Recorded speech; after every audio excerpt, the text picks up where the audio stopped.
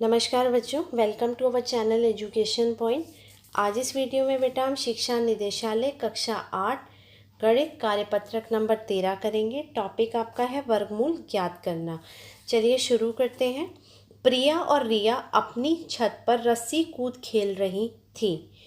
तो रिया ने कहा, दीदी आज हम एक नए तरीके से खेलेंगे। आप एक बार रस्सी कूदना, उसके बाद मैं आपसे दो ज़्यादा यानी 1 + 2 3 बार रस्सी कूदूँगी। मतलब प्रिया एक बार, फिर वो 3 बार कूदेगी। फिर आप मुझसे दो ज़्यादा यानी 5 बार रस्सी कूदना। तो ये 5, और फिर मैं आपसे दो ज़्यादा यानी 7 बार रस्सी कूदूँगी। जो भी थक कर रस्सी नहीं कूद पाएगा वह हार जाएगा। प्रिया मान गई और आखिर में प्रिया के 21 बार कूदने के बाद, मतलब ये इस तरीके से कूदती रही, और जब प्रिया ने 21 बार कूदा तब रिया को 23 बार, अगली बारी उसकी दो ज़्यादा, मतलब रिया की 23 बार उसको कूदना था। वह सिर्फ 11 बार कूद कर ही थक कर बैठ गई और कहने लगी, दीदी आप जीत गए। क्यों ना हम यह जोड़े कि हम दोनों ने कुल कितनी बार कूदा। तो प्रिया क्या बोली, हाँ हाँ जोड़ लो। अब जोड़ते हैं। देखिए, रिया ने कहा, दीदी ध्यान से देखो, दोनों की कूद लगाने की गणना। सबसे पहले प्रिया की बारी आई, एक बार उसने कूदा। दूसरी जो टर्न थी वो रिया की थी बेटा, उससे दो ज़्यादा, मतलब उसने 3 बार कूदा। तो यहाँ जो कुल आया वो 1 था। और 1 क्या होता है, 1 का वर्ग 1, मतलब एक विषम संख्या का योग हो गया। दूसरी बार कुल कितना हुआ बेटा उनका, 1 पहले और 3 4 हो गया। 4 किसका वर्ग होता है बेटा, 2 का। और यहाँ कितनी विषम संख्याएं हैं, प्रथम 2 विषम संख्याओं का योग है। फिर तीसरी टर्न प्रिया की, और उसने क्या किया, इस 3 में फिर आगे 5 बार कूदा। तो यहाँ योग आ गया बेटा 9। और ये किसका वर्ग है, ये 3 का वर्ग है। और यहाँ अगर हम देखें तो ये प्रथम 3 विषम संख्याएं हैं। और इसी प्रकार ये आगे बढ़ रहा है। चौथी टर्न रिया की, फिर उसने 5 में 2 ज़्यादा करके 7 बार कूदा, और कुल जो योग हो गया वो 16, जो कि 4 का वर्ग है। और यहाँ ये प्रथम 4 विषम संख्याओं का योग है। पांचवी टर्न आपकी प्रिया की, तो उसमें 7 में 2 जोड़ के 9 बार कूदा, और इसका कुल आ रहा है आपका 25, और 25 होता है 5 का वर्ग। तो ये हो गया प्रथम 5 विषम संख्याओं का योग। अगली टर्न फिर रिया की, उसने 9 में 2 ज़्यादा करके 11 बार कूदा।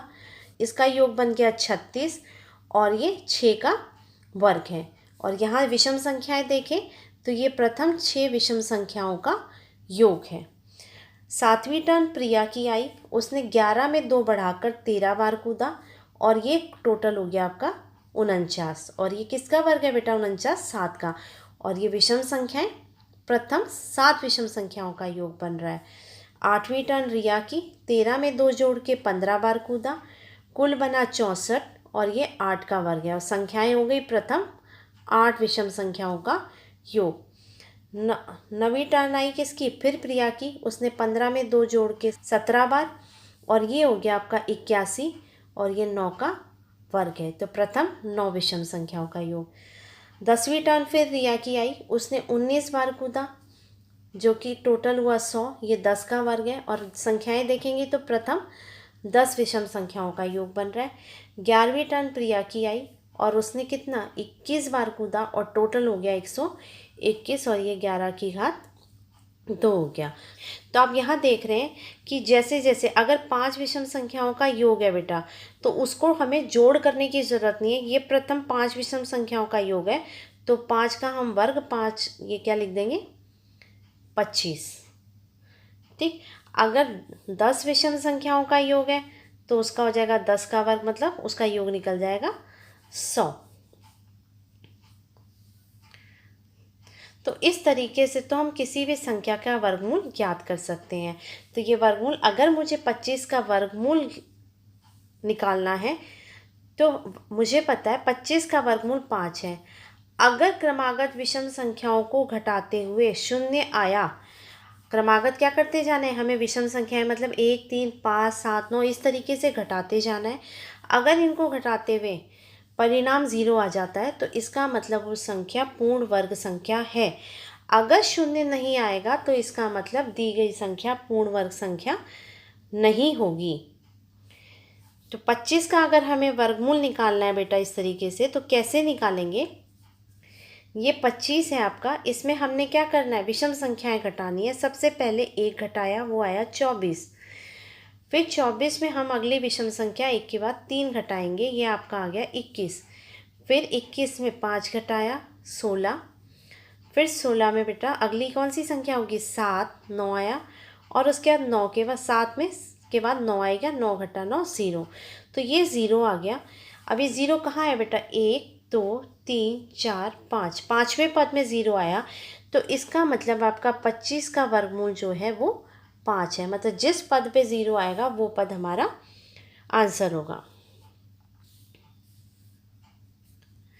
प्रिया और रिया कुल मिलाकर कितनी बार रस्सी कूदी? तो कुल कितनी बार कूदी बेटा, यहाँ आप देखेंगे तो ये क्या हुआ, 21 की टर्न तक उसने कूदा। तो ये 21 यहाँ से यहाँ तक का पूरा टोटल 121। जब रिया की टर्न आई तो उसने क्या करा, 23 उसने कूदने थे, जबकि कूदे कितने, सिर्फ 11। तो इसमें 121 में हमने 11 जोड़ा, 2 3 और ये 132। तो इसका मतलब प्रिया और रिया कुल मिलाकर 132 बार रस्सी कूदी।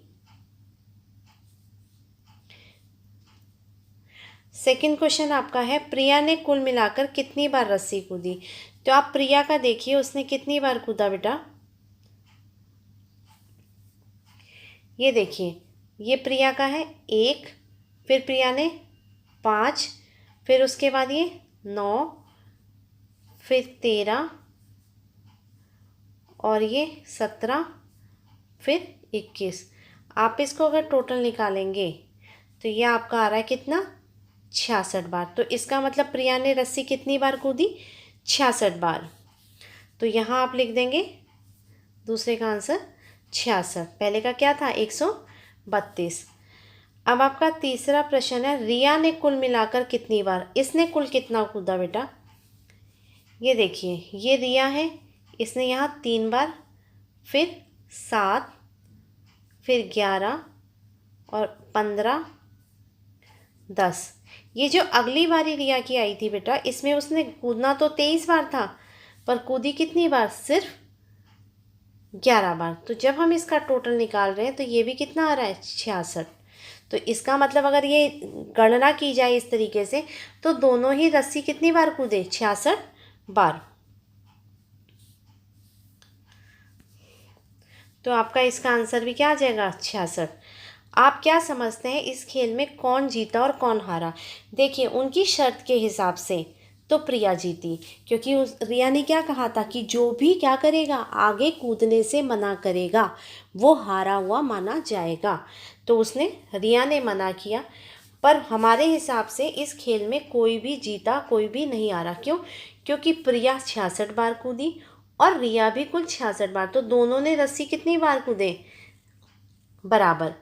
तो इसका मतलब दोनों क्या हैं, इसमें बराबर रहे।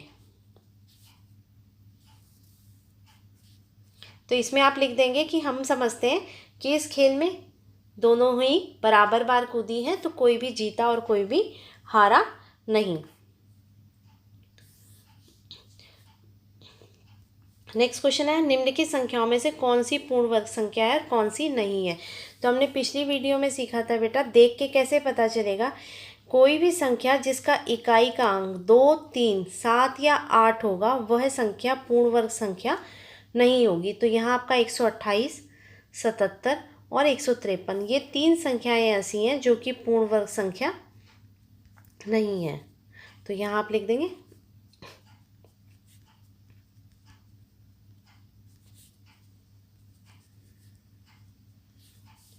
ठीक है, इसमें पूर्ण वर्ग संख्या का वर्गमूल भी निकालिए। तो हमें किसका निकालना है बेटा, 289 और 144 का।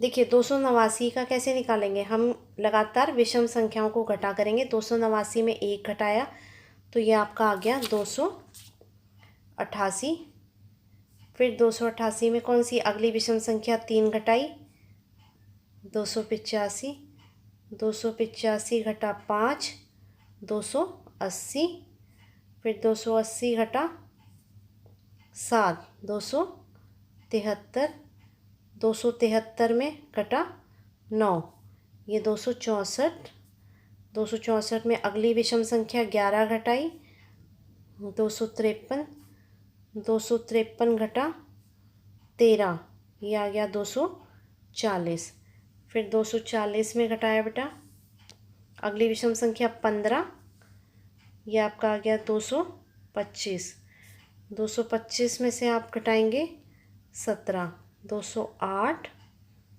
फिर 208 में से अगली संख्या आपकी है 19, ये आपका आ गया 189, फिर 189 में घटाया अगली 19 के बाद 21, 168, फिर 168 में घटा 23, 145, 145 घटा अगली संख्या क्या है आपकी 25, तो यह आ गया 120, फिर 120 घटा 27, ये आपका आया 93,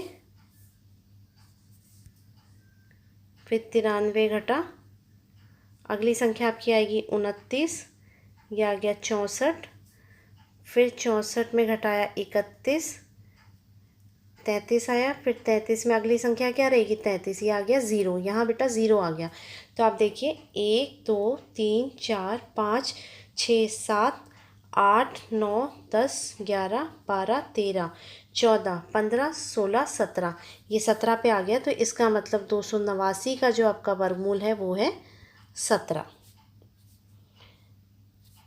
नेक्स्ट आपका था 144, तो इसमें भी हम विषम संख्याएं घटाएंगे। 143, 143 में 3 घटाएंगे 140, फिर 140 में 5 घटाया 135, फिर 135 घटा 7 आपका 128, 128 घटा 9 119, फिर 119 में आप 11 घटाएंगे 108, फिर 108 घटा 13, ये आपका आ गया 95, 95 घटा 15 80, और ये 80 घटा 17 63, और ये आपका 63 घटा 19 44, फिर 44 में अगली संख्या 21, यह 23 आ गया। 21 के बाद क्या आता है 23, 23 घटा 23 0, तो यहाँ 0 आ गया। तो ये 1 2 3 4 5 6 7 8 9 10 11 12, तो इसका मतलब 144 का वर्गमूल आपका होता है 12। तो आज बेटा हमने वर्गमूल निकालना सीखा कैसे, लगातार घटाते हुए। आज के लिए इतना ही, अब हम नेक्स्ट वीडियो में मिलेंगे। Till then take care, bye.